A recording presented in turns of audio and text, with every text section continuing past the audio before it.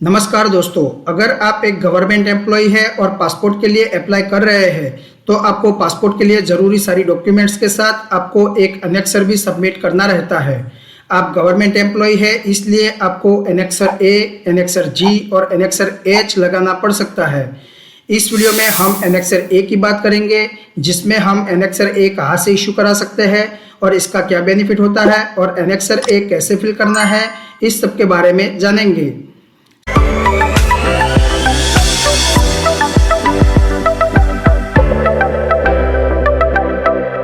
सारे central government, state government और PSU के एम्प्लॉय अपने डिपार्टमेंट हेड से ये इश्यू करा सकते हैं। एनेक्सर ए इश्यू कराने का सबसे बड़ा बेनिफिट ये है कि आपका पासपोर्ट डायरेक्ट आपके घर आएगा, उसके लिए पुलिस वेरिफिकेशन की जरूरत नहीं पड़ेगी। सारे गवर्नमेंट एम्प्लॉय के अलावा उनके डिपेंडेंट जैसे कि उनके पति या पत्नी, उनके बच्चे जो 18 साल के नहीं हुए हैं, उनके लिए भी एनेक्सर ए भर सकते हैं। तो एनेक्सर ए फिल करने के लिए आप गूगल में पासपोर्ट सेवा टाइप करके सर्च करेंगे तो पासपोर्ट सेवा की वेबसाइट ओपन होगी। आप थोड़ा नीचे स्क्रॉल डाउन करेंगे तो आपको यहाँ फॉर्म्स एंड एफिडेविट पे क्लिक करना है। फिर यहाँ एनेक्सर्स पर क्लिक करेंगे तो यहाँ सारे एनेक्सर्स की लिस्ट ओपन हो जाएगी। आप इसमें से सबसे पहला जो एनेक्सर ए है वहाँ क्लिक करेंगे तो एनेक्सर ए ओपन हो जाएगा और हम उसे सबसे पहले डाउनलोड कर देंगे क्योंकि हमें इसमें कुछ चेंजेस करने होंगे। अब हम इसे पीडीएफ टू वर्ड में कन्वर्ट करेंगे। इसके लिए आप गूगल में पीडीएफ टू वर्ड टाइप करके सर्च करेंगे तो आपको ये जो आई लव पीडीएफ वाला लिंक आ रहा है उस पर क्लिक करना है। फिर पीडीएफ फाइल को सिलेक्ट करेंगे और इसे वर्ड फाइल में कन्वर्ट करेंगे। ये थोड़ा प्रोसेसिंग टाइम लेगा, फिर कन्वर्ट हो जाएगा तो उसे डाउनलोड कर दें। अब हमारे पास annexure A form word file में खुल के आ गया है। अब हम इसे फिल करते हैं। तो सबसे पहले आप यहाँ पर देख सकते हैं सर्टिफाइड डेट के बाद यहाँ पर मिस्टर या मिसिस जरूरी प्रीफिक्स है वो रखें और बाकी का निकाल देंगे और एप्लीकेंट का नाम और सरनेम लिख देंगे। उसके बाद यहाँ पर अगर आप पुरुष है तो अपने पिता का नाम लिखेंगे, अगर आप महिला है तो आपके पिता या पति का नाम लिखेंगे और नाम के आगे जो भी son of, wife of, daughter of जरूरी है वो रखे और बाकी का निकाल देंगे। उसके बाद who is an Indian national is a temporary और परमानेंट एम्प्लॉय ऑफ लिखा है, वहाँ अगर आप टेम्पररी एम्प्लॉय है तो परमानेंट निकाल देंगे और अगर आप परमानेंट एम्प्लॉय है तो टेम्पररी निकाल देंगे।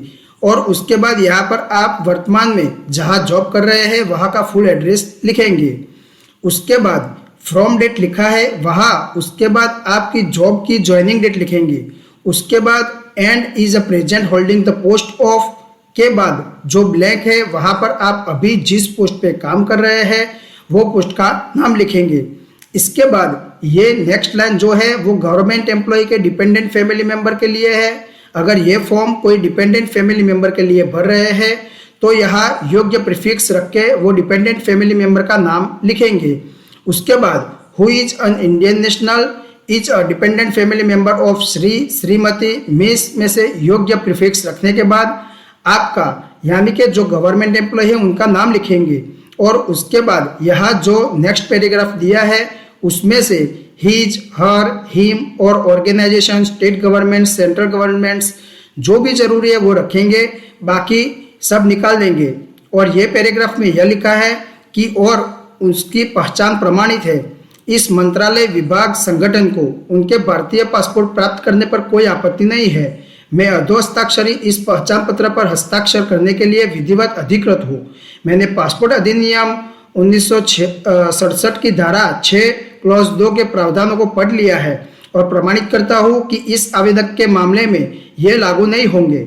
मैं उसे भारतीय पासपोर्ट जारी करने की अनुशंसा करता या करती हूँ। प्रमाणित किया जाता है कि यह संगठन एक सेंट्रल या स्टेट या पीएसयू है। इसके बाद ये लास्ट लाइन में the identity card number of Shri, Shrimati, miss, employ, यहाँ जरूरी प्रीफिक्स रख के एम्प्लॉय का नाम लिखेंगे और ईच के बाद एम्प्लॉय का आईडी कार्ड नंबर लिखेंगे। इसके बाद ये जो रेफरेंस नंबर है वो आपको नहीं लिखना है। हर ऑफिस में एक रजिस्टर मेंटेन होता है। जब भी ऑफिस में किसी एम्प्लॉय के द्वारा कोई डॉक्यूमेंटेशन प्रोसेस किया जाता है तब उसको एक रेफरेंस नंबर साइन किया जाता है, वो इस रजिस्टर में लिखा जाता है। ठीक इसी तरह जब आप एनेक्सर ए आपकी ऑफिस से इश्यू करवाएंगे तब रेफरेंस नंबर साइन किया जाएगा वो यहाँ लिखा जाएगा। उसके बाद जिस दिन आपका ये डॉक्यूमेंट प्रोसेस किया जाएगा उस दिन का तारीख लिखा जाएगा। इसके नीचे आपके डिपार्टमेंट हेड का नाम, डेजिग्नेशन, एड्रेस और टेलीफोन नंबर लिखना होगा। उसके लेफ्ट हैंड साइड में जो बॉक्स बना है उसमें आपका फोटो अटैच करना है और उस फोटो पे आपके डिपार्टमेंट हेड का क्रॉस सिग्नेचर करवाना होगा। और अब सबसे जरूरी बात यह है कि आपको ये एनेक्सर ए आपका जो भी ऑर्गेनाइजेशन होगा उसके डिपार्टमेंट के लेटर हेड पर प्रिंट करवाना होगा। लेटर हेड के बिना ये एनेक्सर ए को वैलिड नहीं माना जाएगा। अगर आपके ऑर्गेनाइजेशन का कोई लेटर हेड नहीं है तो आप इसे A4 साइज के पेपर पे प्रिंट करवा के इस पे स्टैम्प और सिग्नेचर करवा लें। इसी तरह आप एनेक्सर ए इश्यू करवा के आपके जरूरी डॉक्यूमेंट्स के साथ अटैच करके पासपोर्ट ऑफिस में देंगे तो आपके पासपोर्ट के लिए पुलिस वेरिफिकेशन नहीं होगा और पासपोर्ट डायरेक्ट आपके घर आ जाएगा। अगर आप किसी माइनर बच्चे का पासपोर्ट बना रहे हैं और दोनों पेरेंट्स कंसेंट देते हैं तो एनेक्सर डी अटैच करना होगा। उसका वीडियो आप यहाँ पर क्लिक करके देख सकते हैं। बहुत बहुत धन्यवाद।